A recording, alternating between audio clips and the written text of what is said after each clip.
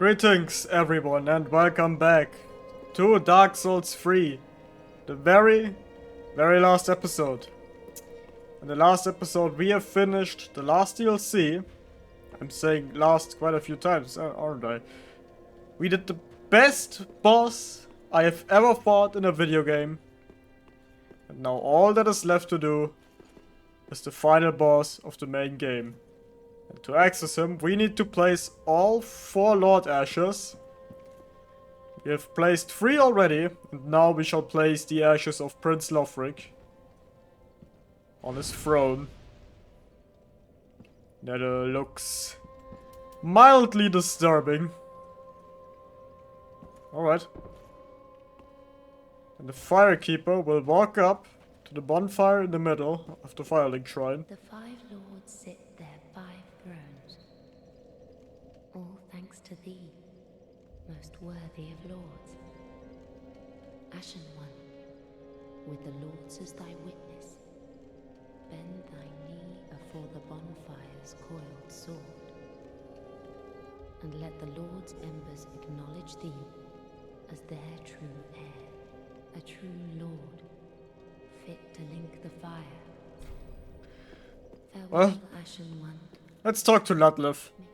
Let's see if he has anything to say. Ah, well met. All is as planned, is it not?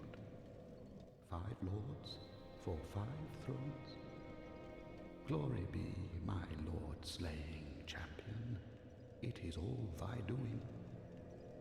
The stage is set for me to play my part as lord, too. Go, speak with the Firekeeper.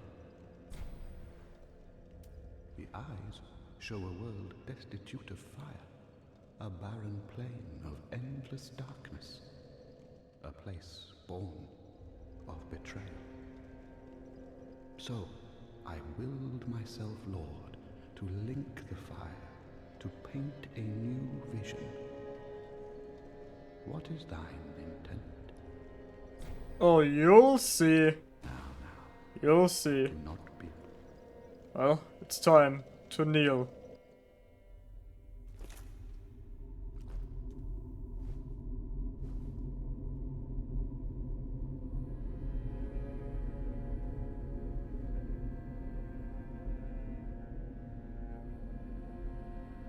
Noble Lords of Cinder,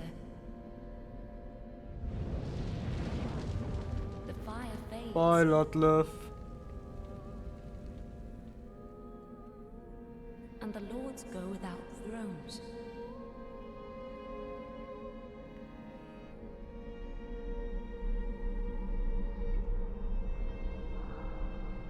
Surrender your fires to the true heir.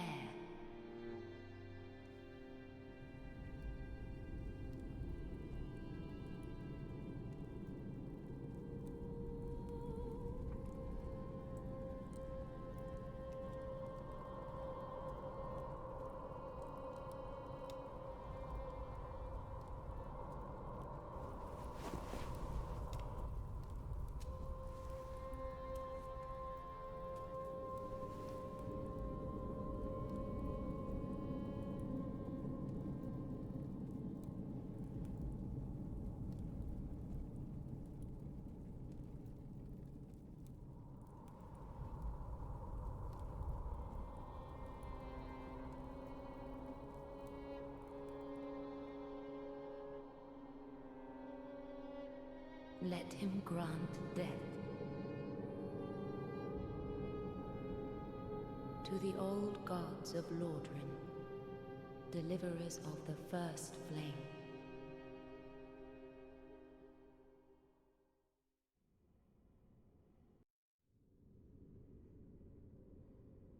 Guys, the kiln of the first flame. Probably the very same kiln. I mean, obviously it's the same kiln. There is just one kiln of the first flame. Where we fought Gwyn in Dark Souls 1. As you can see, the Firelink Shrine is empty, abandoned. ruined. It's probably not the same Firelink Shrine we've just been at. Probably an alternate version. There's nothing for us to see here. And if we step outside, we see that things have changed. We are at the Kiln of the First Flame. You can see here, everything looks like it did in the Drag Heap. All kingdoms, castles, lands, whatnot, mixed and mixed together in a big pile of rubber. With this bonfire, we can proceed deeper into this mess. Now, it would have been cool to have one last final area with this aesthetic, but the final boss is right over there, so... We have a bonfire here, and this bonfire leads us into the Drag Heap, into the second DLC. So you do not need to do the Ashes of Ariandel DLC to access the second one. Because you can do it right here. Now this is one of the... I don't know what they're called, I think they have a special name, but one of the huge fucking trees you can see in the Ash Lake in Dark Souls 1. Broken, probably burnt down. And there's someone sitting there at a bonfire. Probably the first flame.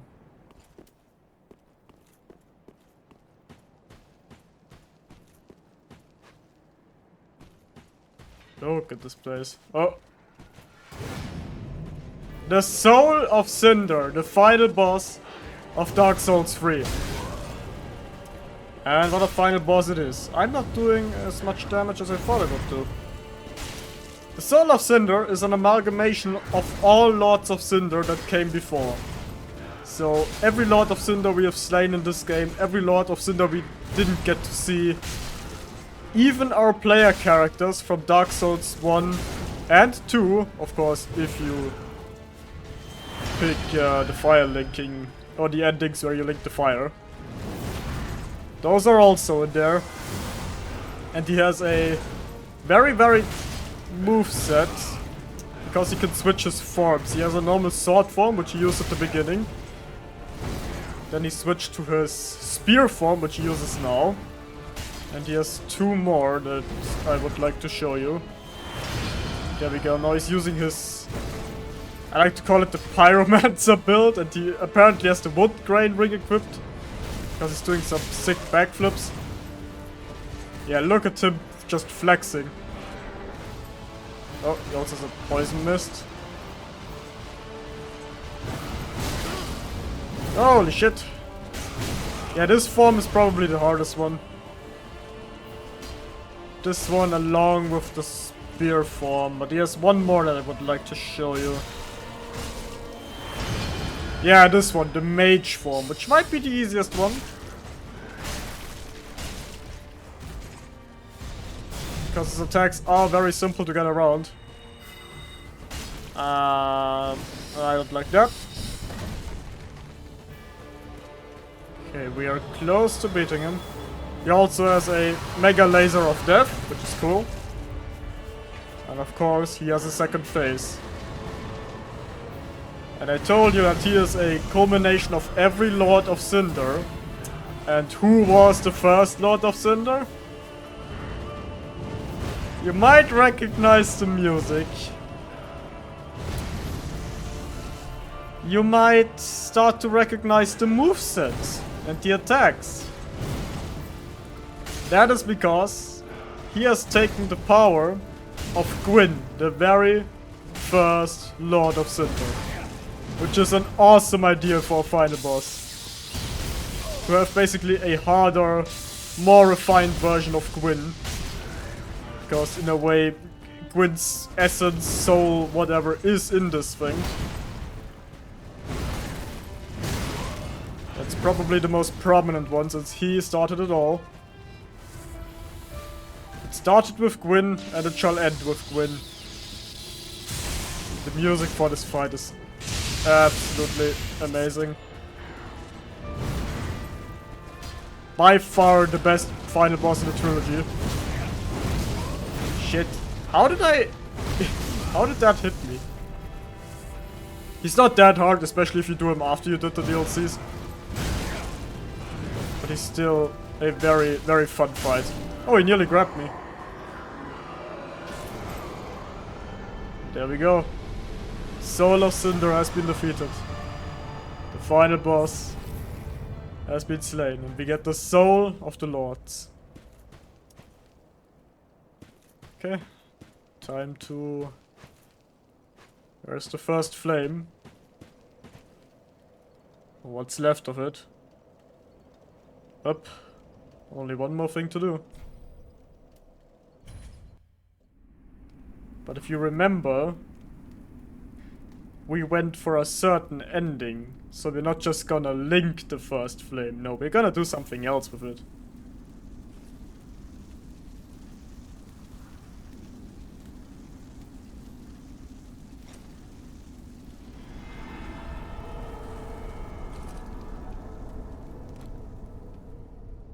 Or it's gonna do something else with us.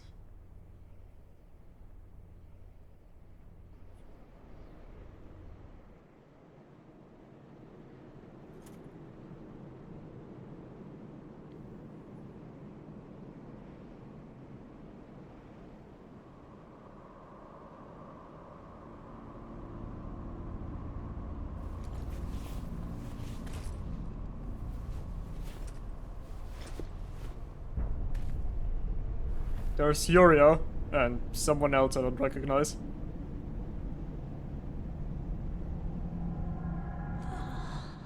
And there's Anri, my wife! She lives!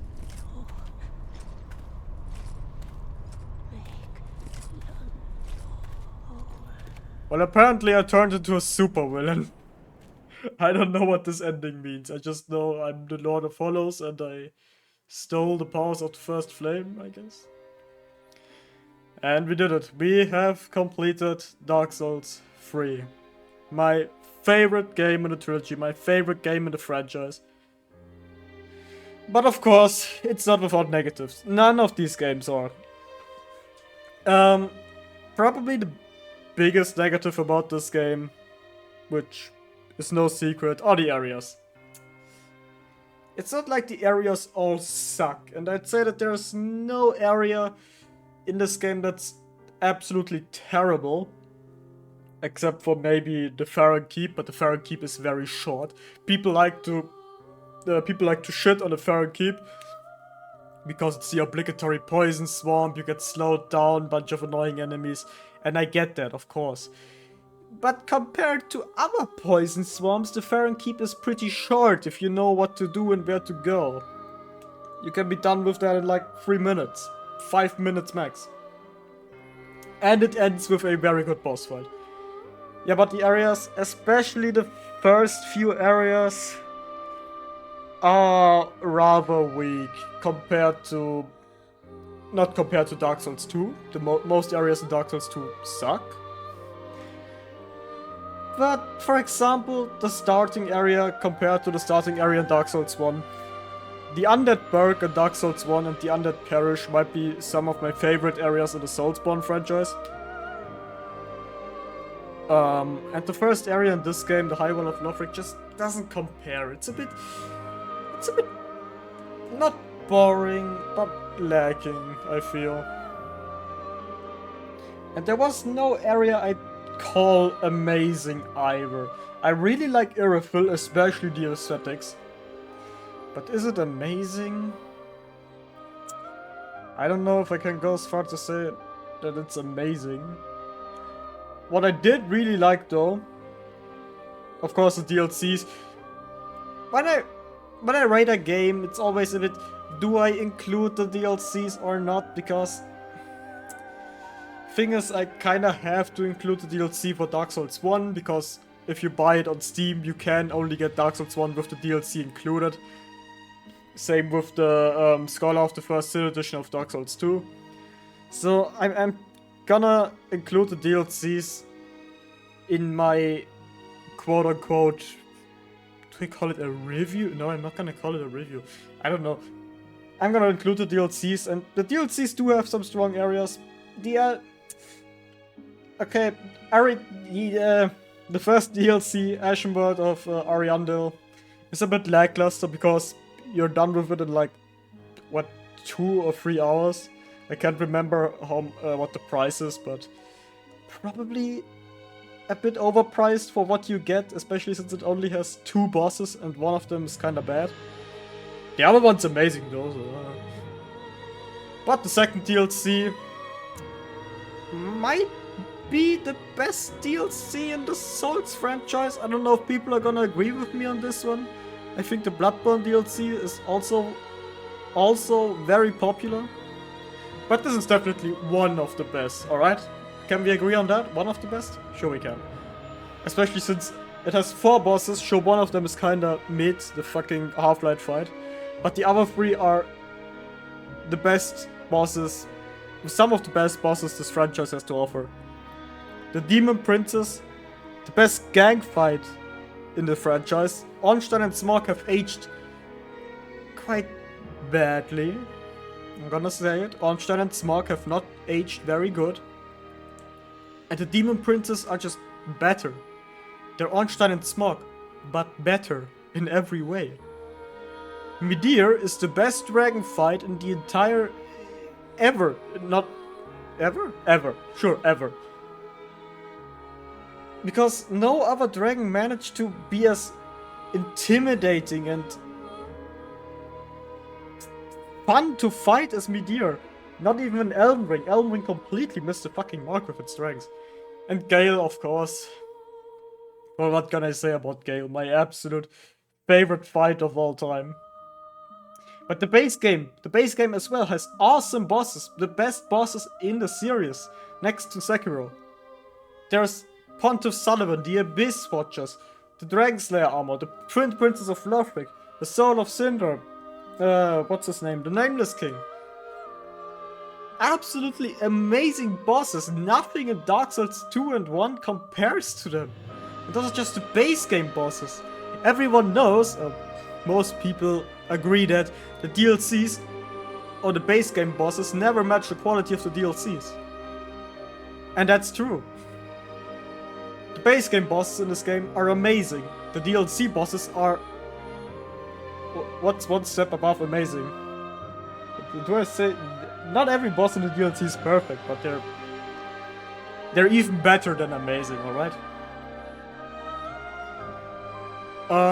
People do like to shit on the visuals of this game because this game is very gray and not... very gray and the colors are kind of bland and washed out. And to that I say, what do you expect?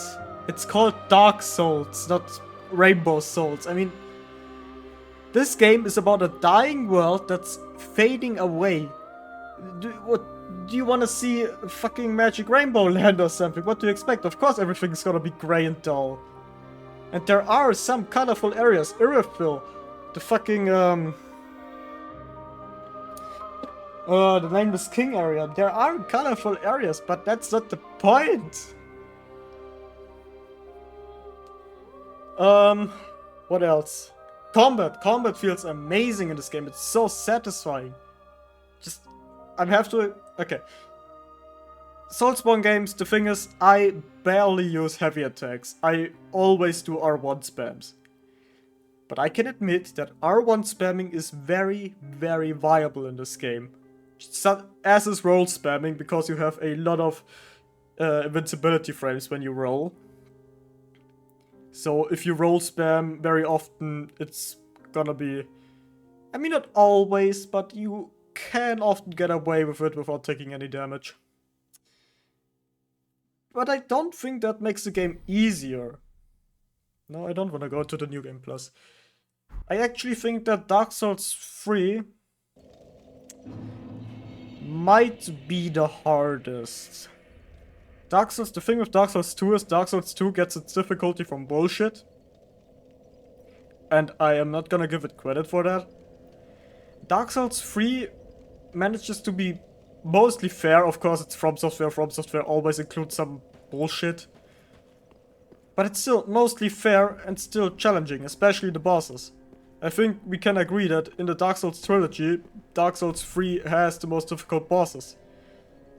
And it's interesting to see that we can still transpose the boss souls even though Ludlov is dead.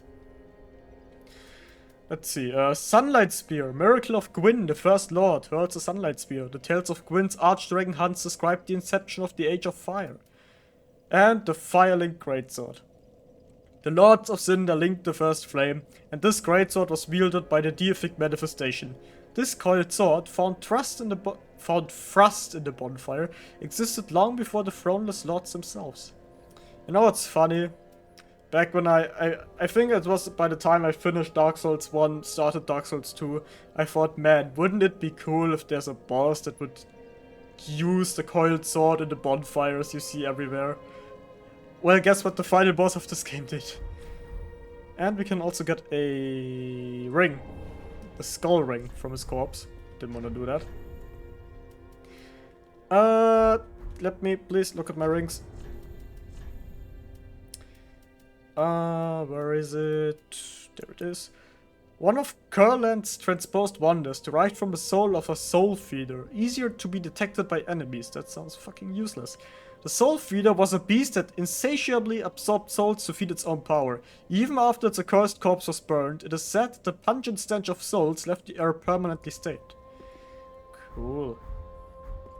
Right, that's it. We did about everything we could have done. Of course, there's the Covenant stuff, new rings and whatnot, spells and New Game Plus.